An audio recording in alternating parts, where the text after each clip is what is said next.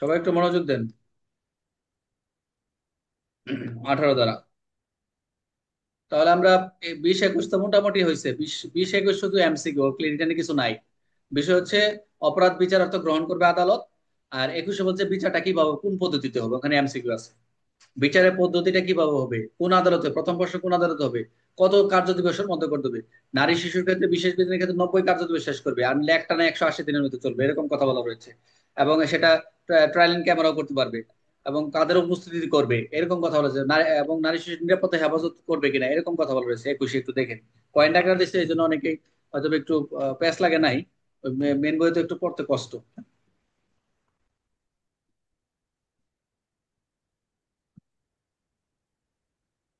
18 একটু সবাই একটু মনোযোগ দেন। এই চলে আসছে, দেখা যায় স্ক্রিনটা? স্যার, একটু ভুল হলো মনে হয় স্যার।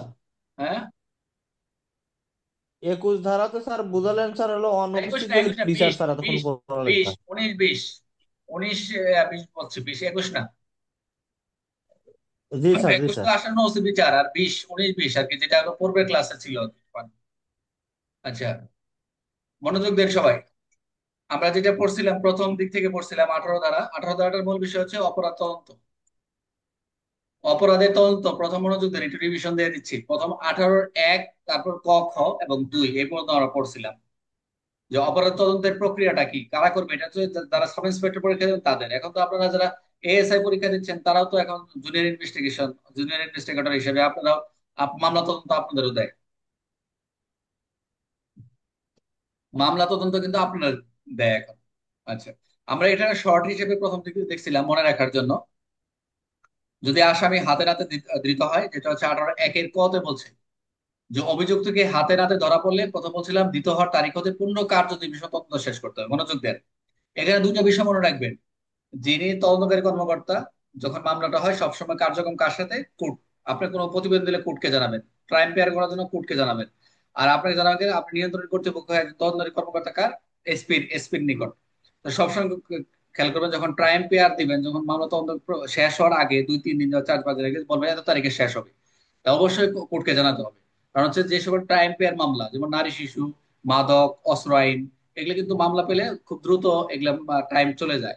এই জন্য এই মামলাগুলো তদন্ত একটু সেন্সিটিভ, মানে এগুলো খেয়াল রাখতে হয়। একজন আয়ু যারা তদন্ত করেন, এগুলো একটু মামলা শেষ করে একটু এগুলো সময় নিয়ে তো। আর অন্যান্য যে আদার সেকশন, এগুলো একটু বেশি সময় হলেও সমস্যা নাই। তাহলে একের যেটা বলছে যে ক, এখানে এক ধরে নেবেন, ক ধরে নেবেন আর কি। এখানে আমি একটু বোঝানোর জন্য আপনাদের বলছি।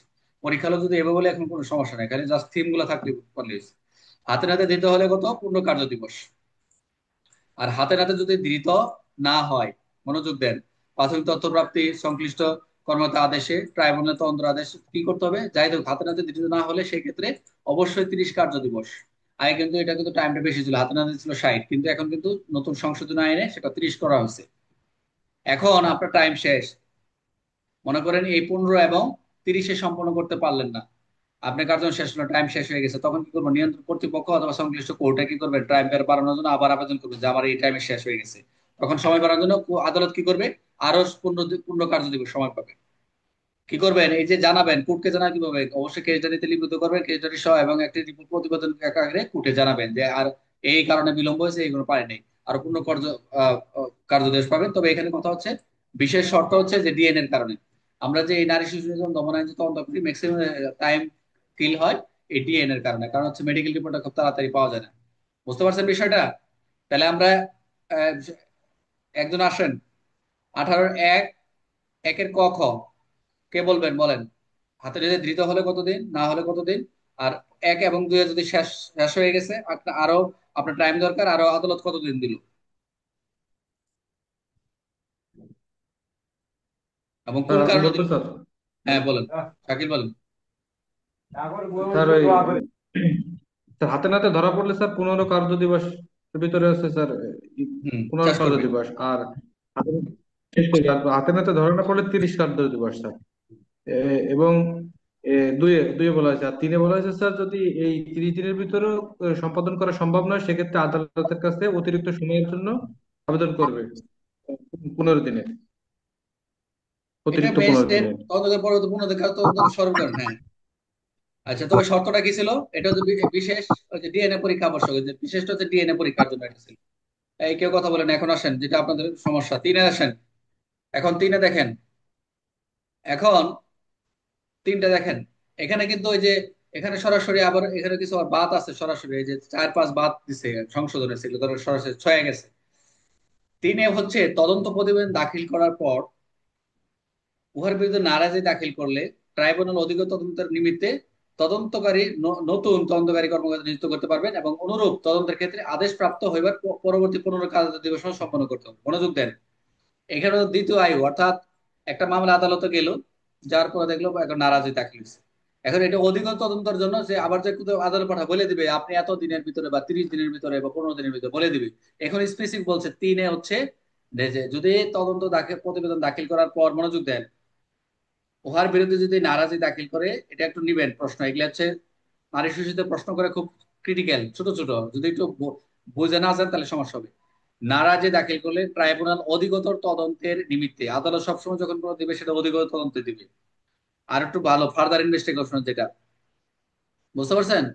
ফার্দার ইনভেস্টিগেশন অধিক তদন্ত আর পুনর্জীবিত তদন্ত আলাদা পার্থক্য রয়েছে। তা ফার্দার ইনভেস্টিগেশনের জন্য নতুন তদন্তকারী কর্মকর্তা কিন্তু আদালত বলবে যে নিযুক্ত করার জন্য কারা দিবে, থানার ওসিরে দিবে। ওসি কি আদালত বুঝবে রহিম টহিম আমি আর শাকিল রুমানা এরা কি আছি, উনি ওসিরে ইন্ডোজ করবে, সরাসরি ওসিরে বলবে নতুন নিয়োগ দিয়ে কোর্টকে জানানোর জন্য যে কাকে দেওয়া হলো, এরকম দিবে একটা অর্ডার শিট করে উপরে দিয়ে আবার পাঠাই দিবে। তখন কি করবে, টাইম দেবে যে আগামী 15 দিন, যখন আমরা কোনো তদন্ত করি, জিডি তদন্ত করি বা কোনো সিআর মামলা তদন্ত, অনেক সময় স্পেসিফিক টাইম দেয় যে এত কার্য যদি একটু চাঞ্চল্যকর হয়, একটু গুরুতর হয়, তখন টাইম ফ্রেম করে দেয় যে এত দিনের ভিতরে বা এত কার্য দিবসের ভিতরে আমার তদন্ত সম্পন্ন করে কোর্টকে জানাবেন বা পুলিশ রিপোর্ট বা তদন্ত বা অনুসন্ধান রিপোর্ট দাখিল করবেন। এগুলো একটু খেয়াল রাখবেন। এগুলো একটু যখন যখন টাইম ফ্রেম করে দেবেন এগুলো একটু গুরুত্ব দিতে হবে ভাই। আচ্ছা, এখন আসেন, মনোযোগ দেন। এখন সরাসরি ছয়ে চলে যাব আমরা। এই যে যেটা আমরা পাইলাম, কত তিনে পাইলাম, এটা চারে বলতেছে, তিনে পাইছি, কারেকশন করে দেয় তাহলে শুধু নারাজি প্রোটেস্ট পিটিশন হলে, যেটা আমরা একটু আগে দেখলাম আগের আর ডিএনএর ক্ষেত্রে যেটা আমরা দেখলাম, নারাজি প্রোটেস্ট পিটিশন হলে সেটা কি হবে, তদন্ত প্রতিবেদনের বিরুদ্ধে নারাজি হলে ট্রাইব্যুনাল নতুন তদন্ত কর্মী নিয়োগ করবেন, নতুন কর্মকর্তা কি করবেন, পূর্ণ কার্য দিবসের মাধ্যমে শেষ করবেন। তিনে কে বুঝেন নাই বলেন? তিনে কে বুঝে নাই? আমরা একে বললাম ক খ, দুই ক্লিয়ার। এখন তিনে যে নতুন আয় উঠছে, কেন উঠছে, নারাজির ক্ষেত্রে অধিকতমের ক্ষেত্রে ও সিকে ইন্ডোজ করলো যে আবার এটা নতুন আয় করে পূর্ণ কার্য দিবসের মধ্যে তো অধিক তদন্ত সম্পন্ন করবে। ক্লিয়ার? এটা কিন্তু আগে ছিল না। কে বুঝেন নাই? এইটুকু বুঝতে বুঝেন, আগাবো না। 18-1, 18 ক খ। স্যার, শাকিল, মোহাম্মদ শাকিল, হ্যাঁ। এটা সংশোধন হয়েছে এই জন্য একটু প্যাচ লাগতে পারে। নারাজের ক্ষেত্রে রফিক বলেন। মানে এখানে স্যার স্যার সহজ কথা বলছে যে যদি কোনো আয়ের বিরুদ্ধে যদি নারাজি দেয় তাহলে পুনরায় আবার 15 দিন দিয়ে দেবে স্যার, রাইট, এক আয় কথাই। নতুন করে। এটাই এটাই এটা এটা মানে সহজ করুন। অধিকতর তদন্তের কথা বলছে এখন। এখানে হ্যাঁ ওই সহজ করে নিচ্ছে, অসুবিধা নাই, এটা আপনি সমস্যা নাই। এটা এটা তো অধিকতর তদন্ত বোঝা যাচ্ছে, স্পেসিফিক দিয়েছে, এই শব্দটা দিয়ে দিচ্ছে অধিকতর তদন্তের জন্য, বলছে অধিকতর মানে আরো তদন্ত করার জি জন্য, স্যার। যাতে আরো ক্লিয়ার করে তদন্ত করুক, যে আরো সময় বাড়াই জি দিচ্ছে। স্যার। কেন দিচ্ছে সময়টা বাড়াই দিচ্ছে? আরো অধিকতর সময় ইয়ার জন্য, পুলিশ রিপোর্ট দাখিল করেন। এটা অনেকে অনেকভাবে বুঝতে অসুবিধা নেই, কথাগুলো বলছি দেখেন। তারপর হচ্ছে আমরা এটা পাবো চারে যায়, আমরা যেটা পাবো ছয়ে, এটা পাবো ছয়ে গিয়ে এখানে সিকোয়েন্স দিচ্ছে তো এই জন্য পেছ লাগছে। এটা ছয়ে দিছে, এটা আমি ওই যে যখন একটু টানছি না ওটা সিরিয়ালটাই হয়েছে। ছয়ে কি হলো, সময়সীমা ভঙ্গ করলে তদন্ত কর্মকর্তা দায়। মনোযোগ থেকে আই রিপিট, যদি যে টাইম ফ্রেমটা দেওয়া রয়েছে সেই সময়সীমা যদি ব্রেক ডাউন করে তাহলে অবশ্যই ওই তদন্তকারী কর্মকর্তা দায় কি হবে, অবশ্যই নির্ধারিত সময়সীমা বা বর্ধিত সময় তদন্ত শেষ না করলে কি করবে, যদি আদালত মনে করেন দেরি করার জন্য, এই টাইম ডিলে করার জন্য তদন্তকারী কর্মকর্তা দায়ী, তাহলে কি করবে, তার অদক্ষতা, অসদাচরণ গণ্য হবে এবং তার বার্ষিক গোপনীয় যে আমরা এসিআর এসিআর যেটা রয়েছে সেটাতে লেখা হবে এবং চাকরির বিধিমালা অনুযায়ী ব্যবস্থা নেবে। এক কথা হচ্ছে 22 এই 18-6 হচ্ছে আপনার বিরুদ্ধে বিভাগীয় ব্যবস্থা, এসিআর এর বিরুদ্ধে এসি রিপোর্ট। তাহলে এখানে আপনার বিরুদ্ধে স্যার রিপোর্ট। এখানে কি, স্যার এই কোটেশনটাতে কি আসামিকে রক্ষা করার উদ্দেশ্যে এরকম কিছু কথা আছে নাকি? আচ্ছা আমরা যাচ্ছি, আমি জাস্ট মনে রাখার জন্য এই পয়েন্টটা দিচ্ছি, আমরা একটু যাচ্ছি। সে যে এ ধরনের কাজ করলো, কেন এই করলো, আমরা আসতেছি ছয়ে গেলাম। আচ্ছা, ছয় আমরা এখানে যাই। এখানে কি করলো, যে আমরা দুই এবং তিন আপনার পরীক্ষার 2 3 লেখা ধরে 6টা লিখবেন, যে উপাদানের দরকার নেই মনে না থাকলে। যে বর্ধিত সময় যেটা বললো, বর্ধিত সময় কোনো তদন্ত সম্পন্ন না করার ক্ষেত্রে সম্পর্কে ব্যাখ্যা সম্বলে প্রতিবেদন পর্যালোচনা করার পর তদন্তের আদেশ প্রদানকারী ট্রাইব্যুনাল, যিনি তদন্তের আদেশ দিলেন, রিপোর্টটা পাইলেন আদালতে যাওয়ার পরে, যে দেখলেন যে তদন্ত সম্পন্ন না হওয়ার জন্য যে যে টাইমটা, এখানে টাইম ডিলের কথা বলছে। আর পরে যেটা বলছেন এটা হচ্ছে 8-এ পাবো। রফিক ভাই যেটা বলছেন 8-এর মনে হয় আমার সম্ভব, আমি এখন আসিনি।